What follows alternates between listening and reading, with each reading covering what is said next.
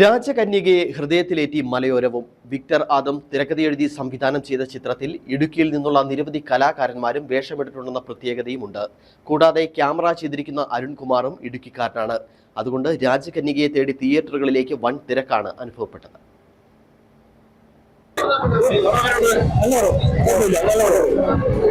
നല്ല സൂപ്പർ പടം, കുഴപ്പമൊന്നുമില്ല, നല്ല പടം.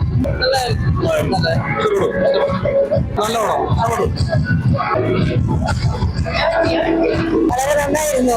വിശ്വാസത്തിൽ ഉറക്കാനും മാതാവിനോടുള്ള ഭക്തി വളരാനും വളരെ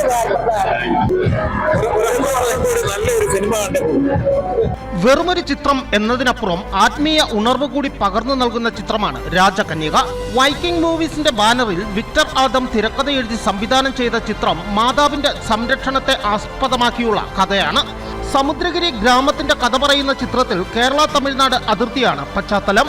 ഫാന്റസി ത്രില്ലർ വിഭാഗത്തിൽപ്പെടുന്ന ചിത്രം കുടുംബ പ്രേക്ഷകരും പുതുതലമുറയും ഒരുപോലെ ഏറ്റെടുത്തു.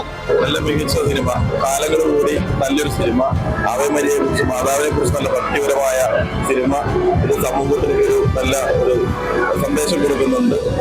ഇങ്ങനെ പുതിയ പുതിയ പടങ്ങൾ ചെയ്യട്ടെ എന്ന് ഞാൻ ദൈവത്തോട് പ്രാർത്ഥിക്കുന്നു. നല്ല പിക്ചറായിരുന്നു കേട്ടോ. ഇടുക്കിയിൽ നിന്നുള്ള നിരവധി കലാകാരന്മാർ ചിത്രത്തിലുണ്ട് എന്നത് വെള്ളിത്തിരയിൽ മലയോരത്തിന്റെ അടയാളപ്പെടുത്തലായി. ക്യാമറ കൈകാര്യം ചെയ്തിരിക്കുന്ന അരുൺകുമാറും ഇടുക്കിക്കാരൻ തന്നെ.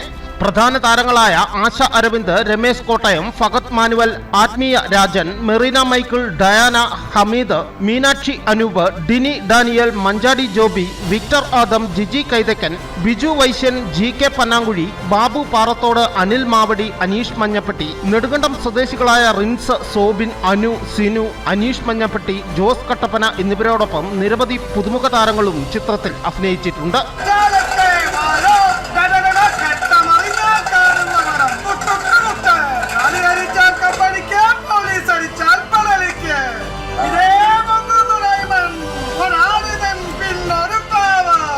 ഒരുപാട് കലാകാരന്മാർക്ക് ഉയർന്നവരാവുന്ന നല്ല സാഹചര്യം ഈ സിനിമയിലൂടെ ഞങ്ങൾക്ക് എല്ലാവർക്കും കിട്ടിയിട്ടുണ്ട്.